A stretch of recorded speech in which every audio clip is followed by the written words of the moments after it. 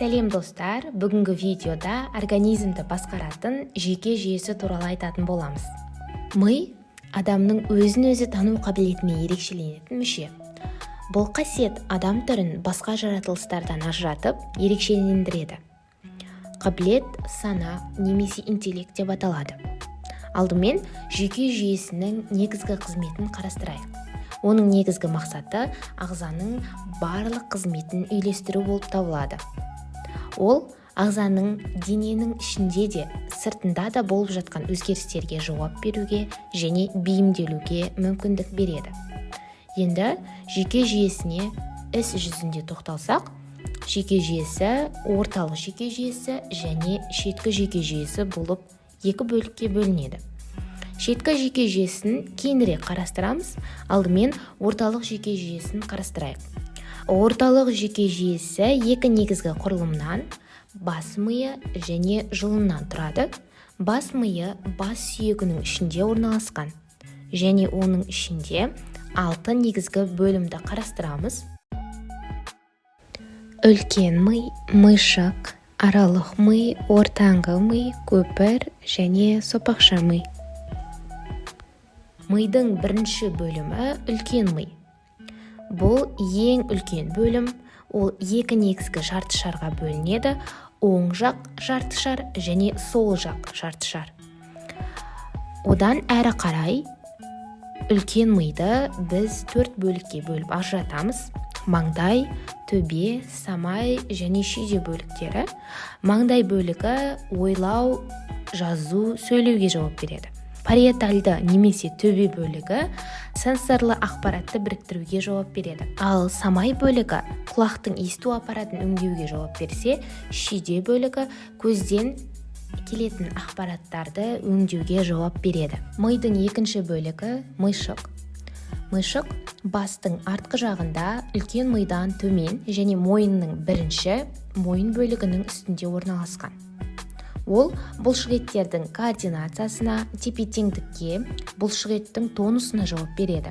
Келесі бұл аралық бөлім, яғни аралық ми. Ортаңғы мидағы мидың арасында орналасқан таламус және гипоталамус деп аталатын екі құрылымды қамтиды. Таламус ретрансляциялық станция сияқты әрекет етеді және миға сенсорлық импульстарды жібереді. Ал гипоталамус температура, тәбет, тепе-теңдік, вегетативті жүйке жүйесінің функцияларын басқару және оларға жауап беру, ұйқы, сондай-ақ ашу, қорқыныш, ләззат, ауру және байлану сияқты эмоцияларға да жауап береді. Ортаңғы ми аймағы ми діңінің жоғарғы бөлігінде, үлкен мидың астында орналасқан. Ол көз және есту рефлекстеріне жауап береді. Ортаңғы ми шайнау, дәм сезу, сілекей шығару сияқты белгілі бір электрлік әрекеттерге жауап береді. Соңғы бөлім сопақша ми бөлімінің соңғы бөлігінде орналасқан және ол жұлынмен байланысады. Жүрек қызметін реттеуге жауап бере отырып, қан тамырларының жұмысына, ас қорыту, тыныс алуға, жұту, жөтелу, түшкіру және қан қысымын реттеуде маңызды рөл атқарады. Сонымен қоса сопақша миды тыныс алу орталығы деп те атайды. Енді біз миды қарастырып болдық.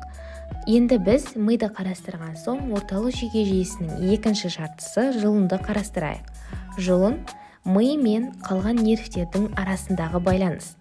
Денеде жұлын 4 түрлі аймаққа бөлінеді: мойын, кеуде, бел және шеткі нервтерге қосылатын эфферентті жұлын нервтері. Эфферентті жұлын нервтері және афферентті жұлын нервтері денеден миға ақпарат беру үшін жауап береді. Афферентті жұлын нервтері денеден миға ақпарат беру үшін жауап береді.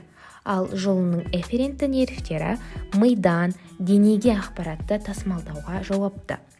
Енді жүйке нейрондары мен дендриттерден тұратын осы күрделі жүйеде орталық жүйке жүйесінің ми сияқты негізгі құрамдас бөліктерінен тыс жатқан функцияларына жауап беретін жүйе бар. Жұлында шеткі жүйке жүйесі ретінде белгілі екі кіші жүйе бар. шеткі жүйке жүйесі ретінде біз соматикалық және вегетативті жүйке жүйелерін жатқызамыз. Соматикалық жүйке жүйесі орталық жүйке жүйесінде моторлы, сенсорлы ақпаратты беруге жауап береді. Бұл жүйе барлық қаңқа бұлшықеттеріндегі тері сезім мүшелерімен байланысатын нервтерден тұрады. Соматикалық жүйке сонымен қатар ерікті әрекеттердің барлығына дерек жауап береді. Бұлшықет қимылдары, есту, сенсорлық, көру, сыртқы тітіркендіргіштер арқылы кететін тітіркендіргіштер сырлы ақпаратты өңдеуге арналған.